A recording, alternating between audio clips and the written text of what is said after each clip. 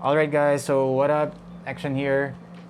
Back again with another gaming PC build. So guys, ito na yung matagal nyo nang hinihintay na now it's not a 30,000 budget, it's a 25,000 budget. Kasi nag-markdown yung price ng mga RAM and SSD ngayon. Okay? So I'm gonna give a huge shoutout muna kay MSI, Cooler Master, and JDM. Mamaya, bakit JDM? Mamaya ipapakita ko sa inyo kung ano yung pinambayad niya. So lahat sila is nag-provide dito ng mga components yan, nakikita nyo lahat yan. So mamaya guys, closer look natin yung mga parts. Quick rundown lang para makita nyo bakit namin napili yung mga yon. So guys, this is not going to be a full build guide. So marami na po akong ginawang build guide, so you can check na lang guys. Ginawa akong playlist, siguro nakakaapat na ako na PC build guide. Please watch it, lalo na sa mga beginners, para magkaroon kayo ng idea how to build a gaming PC. Hey Christian, ano bang mapapala ko dyan pag binili ko yan? So ano bang magagawa niyang gaming PC na yan? So for this build, ang pinaka-purpose nito of course yung gaming, diba?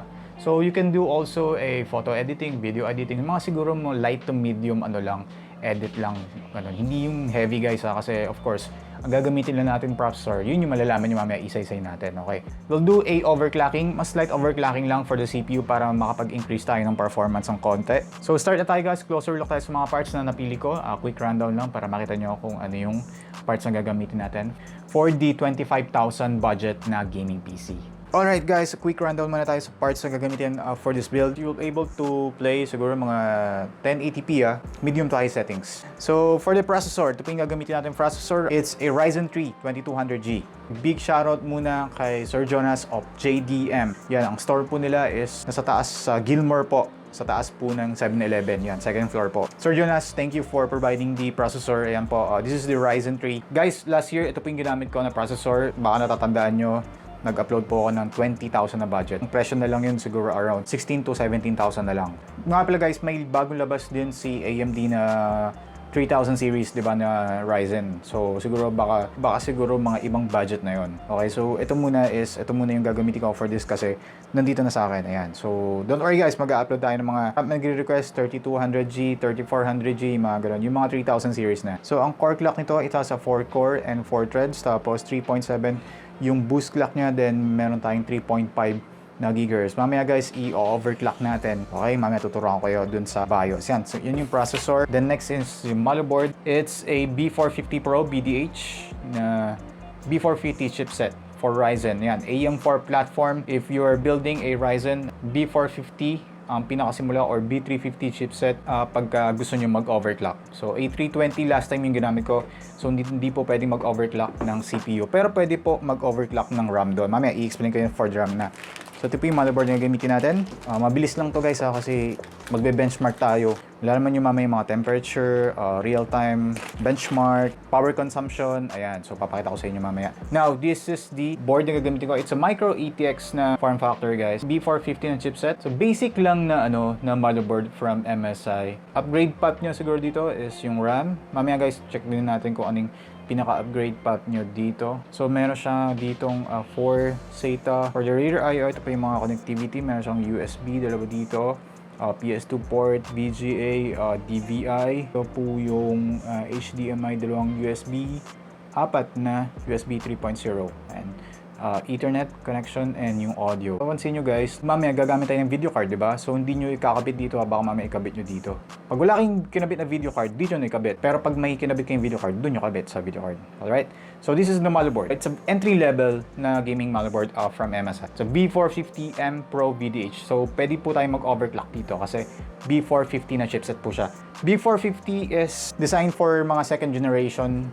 Now, hindi na tayo mag-update ng BIOS dito kasi this is designed for second generation na. So, that's motherboard. Next tayo, it's the GPU.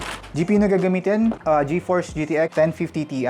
So, overclocking edition, it has a 4GB GDDR5. Then, check natin guys yung mga benchmark mamaya. And also, 4GB na RAM. Tulad ng sinabi ko kanina, siguro makakalaro na kayo dito. 1080p at medium to high settings. Check din natin yan mamaya guys. Makikita nyo yung real-time benchmark. Okay? It has a dual fan design. Tapos ang kakainin po niyang slot is dalawa po. Okay? Connection is yung HDMI, DVI pala, pinakauna. Then HDMI and isang DP. Wala na po siyang VGA. Ayan. So guys, wala na siyang BGA power. Very efficient. So hindi na natin kailangan ng power dito para yung sa BGA power. Okay, next. RAM tayo guys. So sa RAM nga pala guys, if you're into Ryzen build guys, very important po mag-choose kayo ng magandang klaseng RAM. Lalo na yung mabilis na speed na megahertz. So ngayon, meron ako tatlo dito. So this is a Tforce Bolganze, a Tforce T1 Gaming. These are provided lahat ni guys, Tforce. So shout out to Jennifer of TeamGroup. Ayan. Pinrovide nila ako for budget. Ngayon, hindi ko gagamitin ko kasi ang nilagay ko sa specs is 8GB. So, for RAM, ang gagamitin natin, ito na lang. So, 2 times 4. So, 8GB lang ginamit ko dito for 25,000 budget. Kasi guys, ito is 16GB. Dual channel kayo para may extra performance for the low profile na Volcanze, and ito yung for entry level na RAM nila. So hindi ko gagamitin to, pinakita ko lang sa inyo guys if you're choosing. Baka available na to sa market. Tulong sa amin ko kanina, choose a higher frequency, like ito is 3000 MHz. So mamaya i-enable din natin yung XMP profile nito para medyo ma-squeeze pa natin yung performance ng system mamaya. Okay, so this is a Tforce Delta RGB. Alright, next!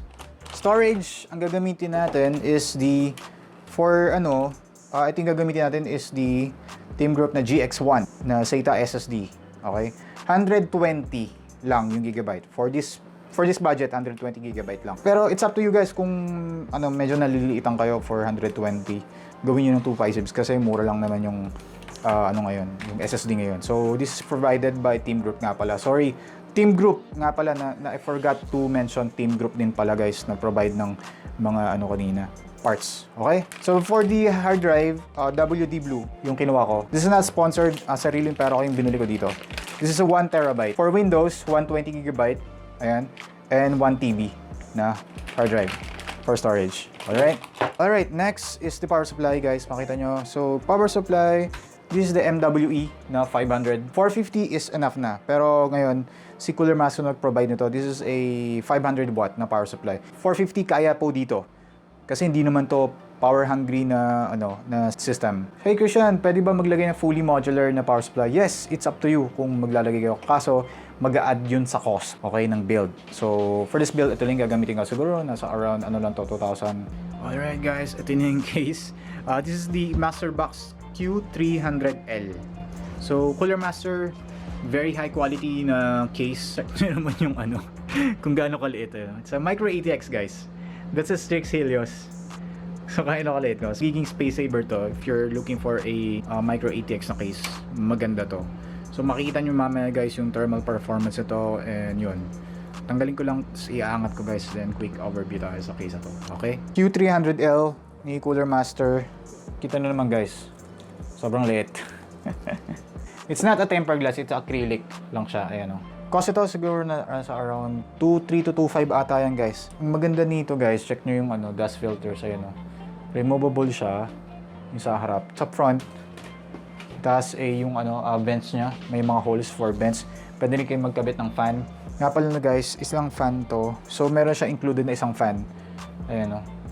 Mamaya magdadagdag tayo ng dalawa dito kasi kailangan ko ng intake. Meron ako mga stock fan dito. Okay, check ko lang yung thermals mamaya dito, yung performance. Ayan, it's a micro ATX na case. Ayan guys, so check natin yung cable management. So sa ilalim din, ayun makikita nyo, meron din siyang vent holes and protected din siya for dust filters. Ayan. Check natin yung likod. Tapos, pwede nyo rin palang maganito to kasi meron siyang rubber dito sa ilalim. Pwede nyo yung ganyang setup pag ilalagay nyo. Tapos ito guys, pwede nyo malipat yung I/O nya sa front. Pwede nyo malagay dito, pwede nyo malagay sa taas or yan. So sa akin, gagawin ko na lang is default. So front connection, I/O, yan, 3.0, dalawa. Power button, tapos meron siyang reset and yung audio connection dito. Papakita ko lang sa inyo yung likod guys. Okay, so tanggal na guys with yung connection. Sobrang luwag dito for the cable management. Ayan, makikita nyo naman guys. So, nakita nyo? Ayun sobrang luwag Dalawang finger yung kasya dito. So I think wala akong magiging problema for the cable management mamaya dito. Cutout for routing ng kable for the main power connector. Then meron siya dito for SSD, HDD din, pwede dito. Check na natin, build ko na to for Timelapse Build para medyo mabilis tayo. So yeah, that's a quick rundown lang guys for the parts na gagawin natin for the budget na 25,000 gaming PC. Ayan, so Okay, so build ko na to para makita nyo how it performs and yung mga benchmark mamaya and yung power consumption nito. Okay? Guys, I forgot. Christian, bakit walang cooling? So, si 2200G guys, meron na siyang stock cooler. So, ito na po yung gagamitin ko para sa build na to. Sobrang tipid talaga for going to a Ryzen na build. So, meron na siyang pinaprovide na stock cooler. So, yan. Okay, so guys, mag-start na ako mag-build. Timelapse ko lang to para sobrang bilis na di na umabot ng isang oras.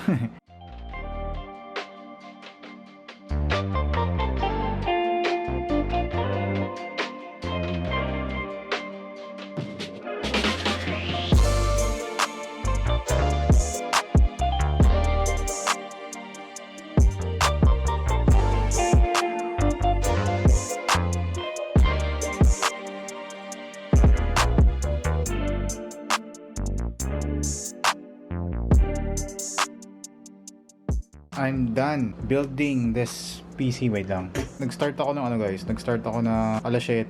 So, alas 8 na. So, isang oras lang. Pinaka-obvious ko ata ito na build. Micro ATX lang naman. So, tsaka walang RGB. So, makita nga pala. Guys, yung board nga pala does support 4-pin header ng RGB. Ayun, nakikita nyo. Meron po siya doon. Sobrang dali lang mag-build nitong Q300L ni Cooler Master. For the end, dito nagkabit ng SSD. Routing ng kable. Wala akong naging problem. I-install ako ng stock fan. Ang kasama lang kasing fan dito sa likod. Exhaust lang. So, naglagay ako ng intake. Ayan, nakita nyo, dalawa para mapalamig yung GPU and dito sa RAM and yung sa CPU. Exhaust sa taas. Di na ako nagkabit sa taas. Konting silip bago natin i-boot. Wait lang guys, tatanggalin ko lang to. Ito yung cable management for the Q300L. So dito ko na nilagay yung hard drive. Ang ganda po ng Masterbox Q300L. Hindi na ako nagkabit ng guys. Hindi na ako nagkabit ng monitor tsaka keyboard. Masyadong hassle, makalat na. So meron naman to siyang easy debug LED. Ayan, nakikita nyo dyan. So, malalaman natin kung mayroon siyang boot. So, natin. Power on. So, wait lang natin yung ilaw doon na mag-boot. Tignan natin guys ha. Check nyo yung RAM for the Tforce Delta MSI GTX 1050Ti Cooler Master MWE Ryzen 2200G with stock fan. Okay, so saan na yung boot? Okay guys, walang ilaw. Walang ilaw yung boot. Ibig sabihin nakapasok na ng BIOS yan. Dapat kasi ilaw yung boot na yan, yung LED ng boot. Pero tingin ko nasa BIOS na yan. So booted na to guys. Install tayo yung Windows, install tayo ng tawag dito, ng games. Check natin ng online games, AAA titles kung ano man. Then para malaman yung how it performs. Thermals din sa loob and power consumption para makita nyo. And yun.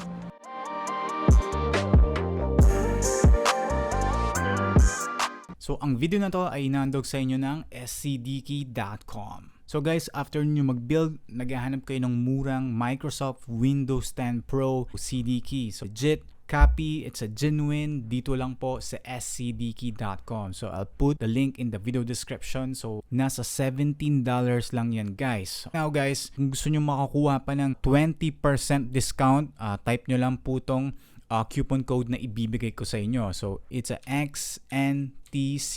Ayan. So, makakuha po kayo ng 20% off. Ayan. Makitype po natin. Nakikita nyo, it's promotion code bin use success. So, kung magkano na lang yan guys, $14 is 700 pesos na lang. Ayan. To be exact, 714. So, sobrang mura. Super legit. Dito po ako bumibili. For purchasing, you can use your PayMaya and your GCash. Yun po yung ginagamit ko as a payment method. Alright, so maraming salamat scdkey.com sa pag-sponsor ng video. So back to the video. Okay, so done na ako mag-install ng Windows. Medyo natagal lang ako sa games kasi yung iba outdated na, so in-update ko pa. Pagka bine-benchmark natin, kakapit natin yung side panel dito para makita natin yung thermals. So yun, performance and so on. So medyo lang, nakikita yung ketchup and mustard na cable dito ng Cooler Master.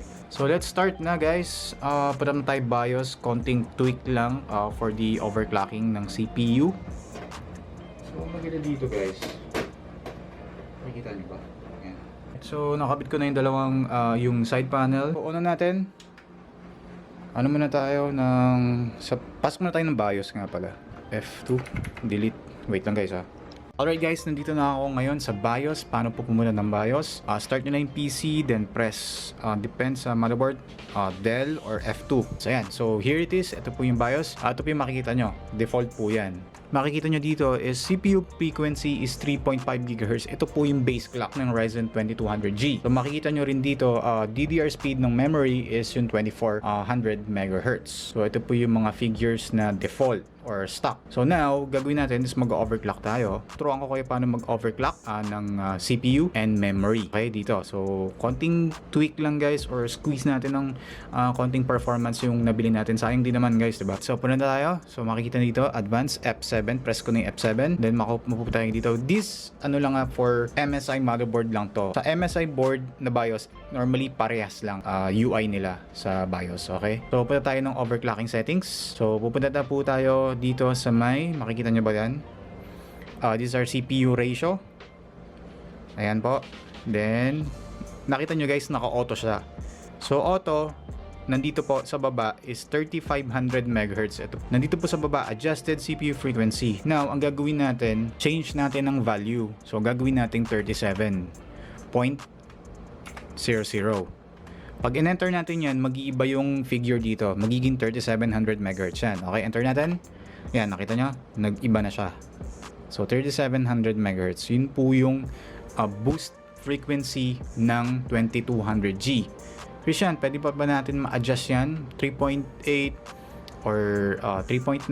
Yes, pwede po. But as of now guys, ito lang muna yung gagawin natin for overclocking. Kasi medyo ano tayo sa cooler, stock lang yung cooler natin. Pag nag-increase pa tayo ng 38 or 39, yes, baka hindi na maging stable yung system natin. So 3700 muna ang gagawin natin na boost ng frequency. Okay? So yan po yung CPU. Then check natin yung DRAM frequency. So nandito naman, naka-auto po siya. Then click natin. Yung default po ng RAM, ang binabasa po ng DDR4, yung RAM is 2400. Okay? Yung memory natin na nilagay is 3000. So, gagawin natin, overclock natin siya ng 3000 MHz. So, yung board is supported po ng CPU overclocking and memory overclocking. Punta tayo dito. So, click natin yung DDR4, 3000. So, adjusted DRAM frequency is 3000 MHz. Okay?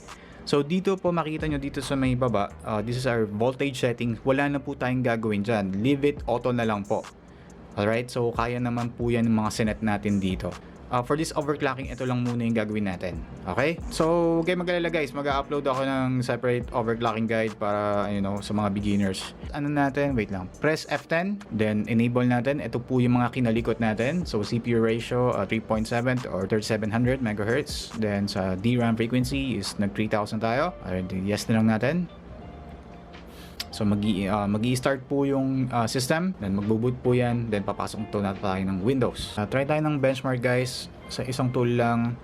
Gagamitin natin. Wait lang. I-check muna natin yung monitoring para makita natin yung performance, yung thermals. And yan, naka tayo. Then, para tayo ng Windows. Cinebench R20 pala, yung bagong download. At sa R20 sa Windows Store nyo magagamit nyo guys, makukuha nyo pala sa Windows Store. Free lang po siya. Yan, dati R15 di na mag-download. So check natin guys yung performance, overclock to 3.7 GHz and sa memory na 3000 MHz. Or run tayo ng test.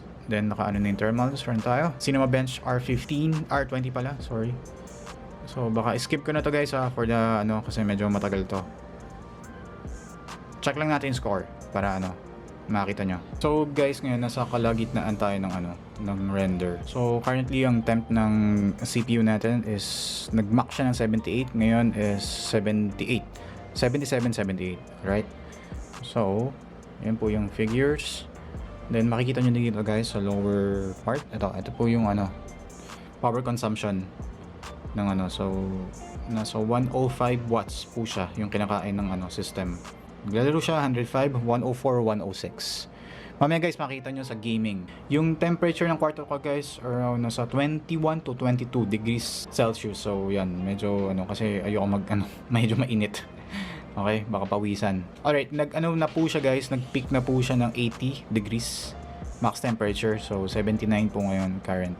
Okay guys, tapos na yung benchmark. So ang score ng 2200G at 3.7 GHz is, ang score po niya is 1387. 1387. Ayan. So, Ryzen 2200G. So, overclock po siya ng 3.7 GHz. Tapos, naka-overclocking din yung memory ng 3000 MHz frequency. Yan po yung power consumption na idle siguro around 53 to 55. Yan po yung idle niya.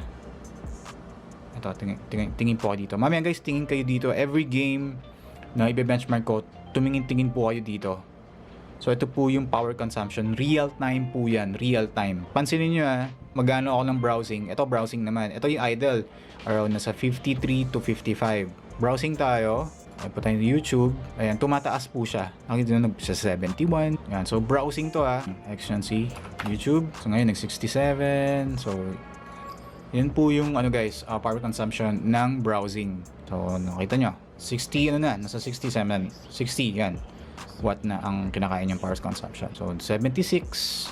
So, yun po yung browsing. For example, marami kayong nag-ano kayo, Facebook or ganyan.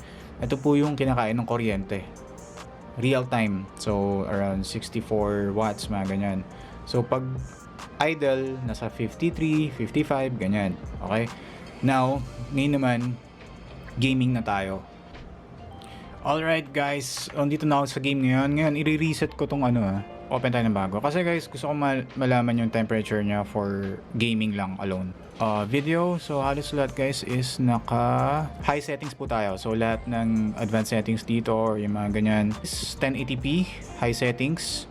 Tinanggal ko lang yung VSync para hindi tayo mag-limit ng frames per second or frame rate. Then apply na po yan lahat.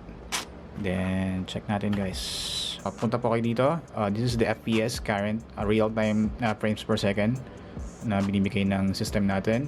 Now GPU is current temperature is 63. Yung sa CPU guys, hindi ko alam bakit hindi lumalabas I don't know. Sa RAM, kinakain na RAM is 4.5 GB. Meron tayong 8 GB na RAM, dual channel config. Then yung CPU natin running at 3.7 GHz. Okay? So try natin.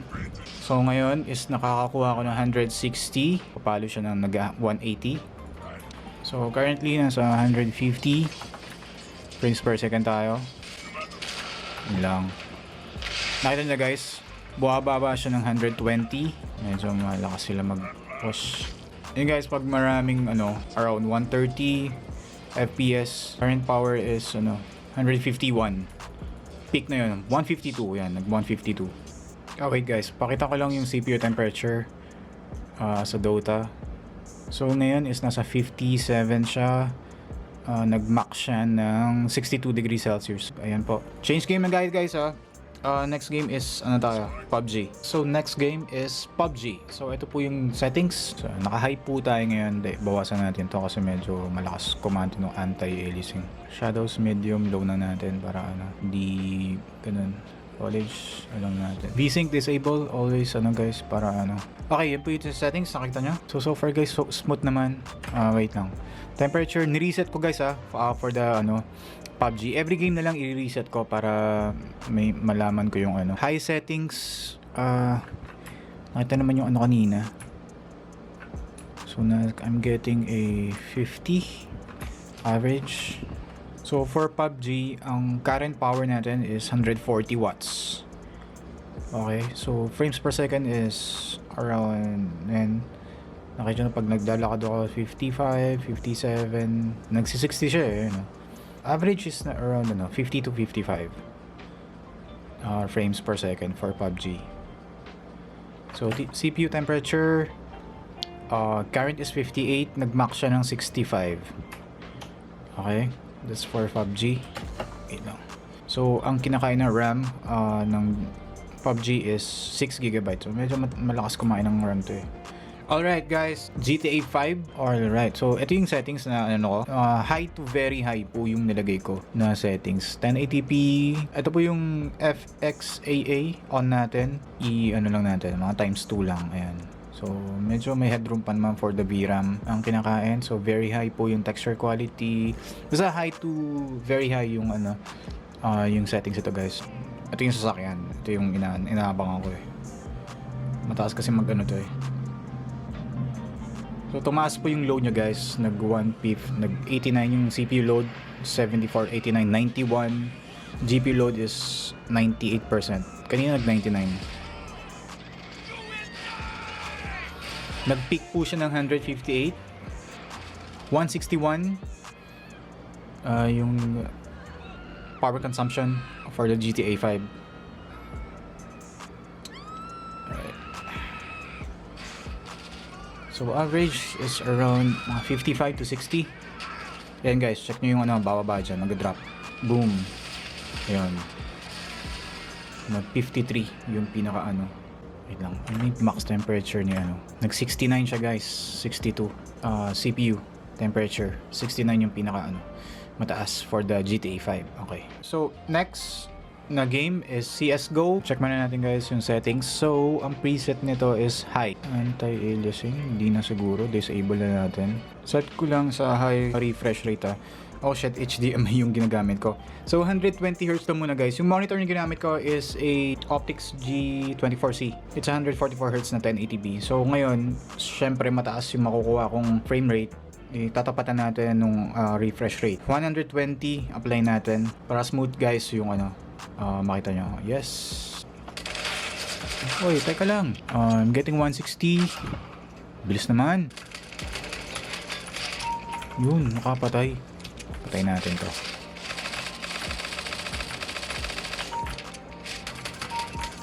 Okay, headshot. Nag 146 watts yung peak power. CPU is temperature is 63, nag max 54 yung current.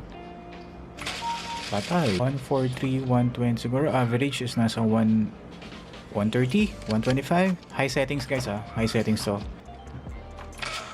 Patay. Same Patay na naman. Tuwi na. Ito. Sige, lapitan natin. Kala mo saan na yun? Kala mo nakaganti ko. Uy.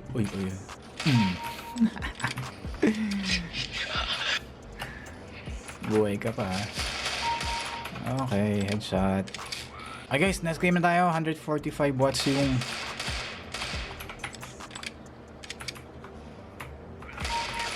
headshot. Try natin Apex Legend. Apex Legend. Graphic settings. 1080p. VRAM natin is... Sige, medium natin guys. Texture filtering siguro times 2 lang natin guys. Para hindi ganun kalakas kumain ng medium to high settings guys yung for the video settings. Alright, apply.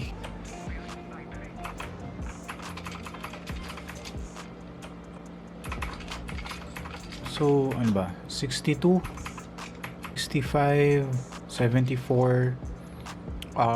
Consumption is 150, nag-peak siya.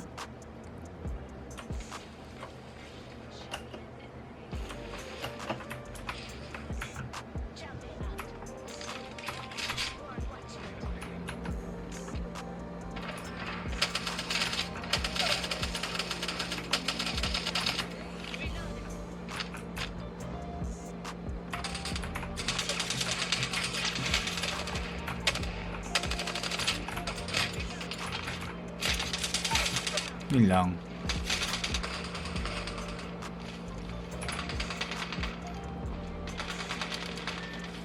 Okay, 151 peak nung power. So around average guys nasa around 60 to 65 yung frame rate. Alright, so guys, Battlefield 5, try natin itong game. So ito na yung video settings. Upscaling, medium quality. So try natin guys for the medium quality. Lalakad lang ako guys para makita nyo yung I'm getting 40, 35 drop. So lakad natin doon sa Mayfire. Power consumption is 136. CPU temperature is nag 71 guys, 59 current. Siguro sa lahat ng game guys, ito yung pinakamalakas kumain ng ng RAM. Getting a 7.5 gigabyte.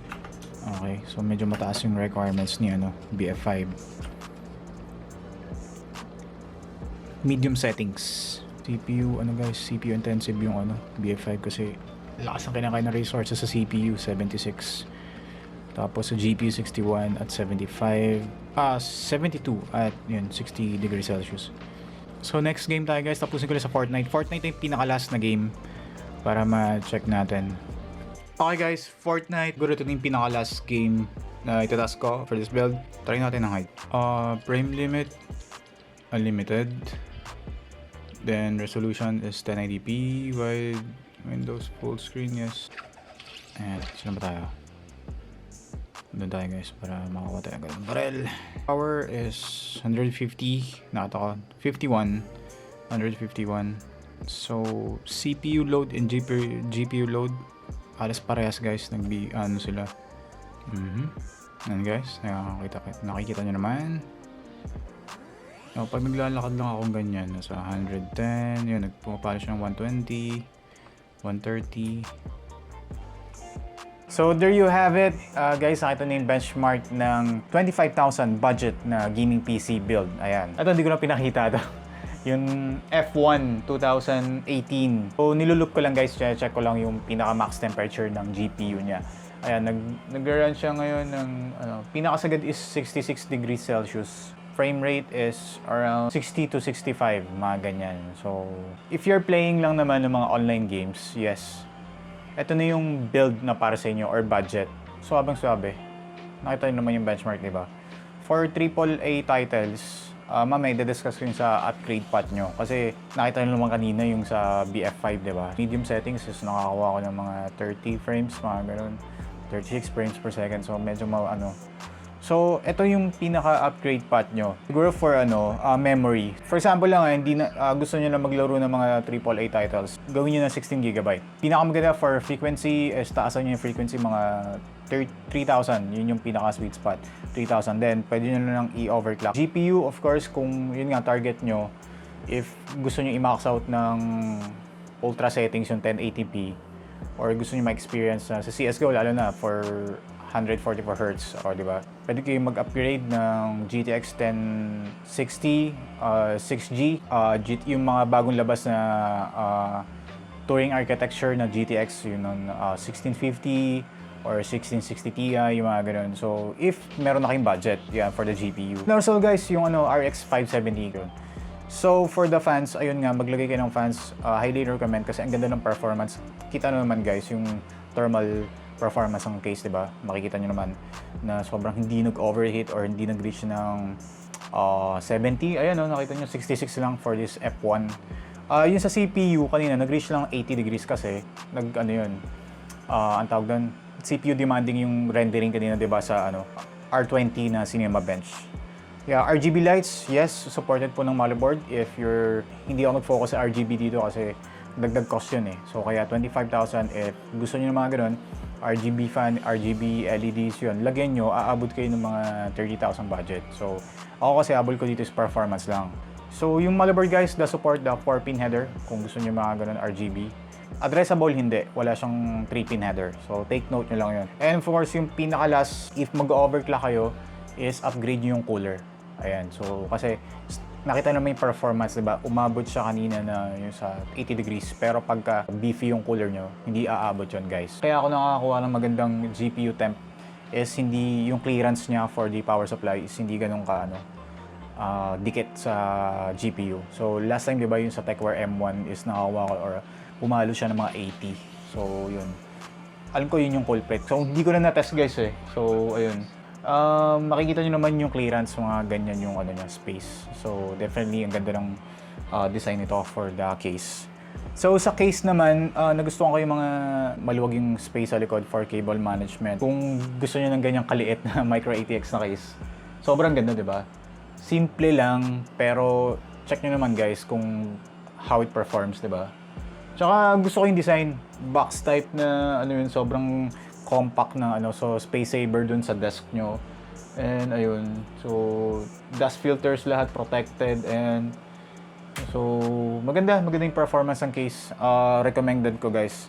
And nga pala guys, dun sa overclocking kanina nung tinuro ko, please do take note lang po na mamaya ho kasi pag in-overclock nyo yung system nyo is baka po masira, hindi po maging stable. Marami ho kasing factors guys na bakit hindi stable yung overclocking. So unang-una po, yung mga components na ginamit, yung power supply, baka generic lang ginamit nyo, or yung RAM, baka hindi supported ng overclocking. So, if mag-overclock kayo, pag nasira, wag nyo ako sisisihin. Risk na po yan yung tinuro ko kanina. Kaya hindi ko po tinuturo yung masyadong extreme overclocking. Baka kasi sisihin nyo ako. Yun lang guys, kaya yun lang yung tinuro ko. 3.7 GHz for the Ryzen 3 2200G. Yun guys, sa mga naghahanap ng 25,000 budget, ito na. Sorry guys, medyo hindi ko tinampat ng 30,000 kasi medyo tinipid ko talaga siya. Tsaka mura din ng mga parts ngayon kaya nag-ano siya ng 25,000. Dapat kasi 30,000 talaga to. Wait nyo na lang yung iba kong budget build. Siguro gawa ko na ng 30,000. Baka matagalan guys kasi tambak na ako ng mga gagawin. So mga nagre-request ng magkano ba yun? 10,000 budget. Dapat gagastosan ko na last time kasi maraming dumaan na gastos. Check ko lang guys, baka ihabol ko na July if talagang may budget na ako for the 30,000. Kasi gagastos ako nun Ayan. Sa maghahanap ng budget build, ayan, meron na guys 25,000 budget. May pera na 25,000 or 30,000, bilhin nyo na. Huwag nyo na hintayin tumaas yung price ng RAM or SSD or something. Ang mura ngayon, kaya diretso na kayo. Bumili na kayo kung saan kayo. For Gilmore, punta kay JDM. Kung malayo kayo, hindi makapunta ng Gilmore. Lazada, I'll put the link in the description. So ayan, para maka-order kayo shipping. And yun, so sa mga wala pang budget, i-share nyo na lang tong video to with your friends na naghahanap ng ganitong budget na 25,000. And also, thank you sa lahat ng sponsor ko. Dito nag-provide ng mga gamit for my PC build, 25,000 na budget. PC build, si MSI, of course, thank you, Ma'am Donna and Jason. And si Cooler Master, Sir Joseph, thank you for the case. Tapos si Sir Jonas of JDM. Sir, thank you for the Ryzen 3 na 2200G. Salamat po. And of course, si Tforce for the RAM. Ayan, So end ko na yung video dito. Ito yung 25,000 budget na gaming PC. So there you have it. Thank you guys for tuning in. Ako nga pala si Action. So like the video, subscribe to the channel, and I'll see you on my next gaming PC build. Bye-bye.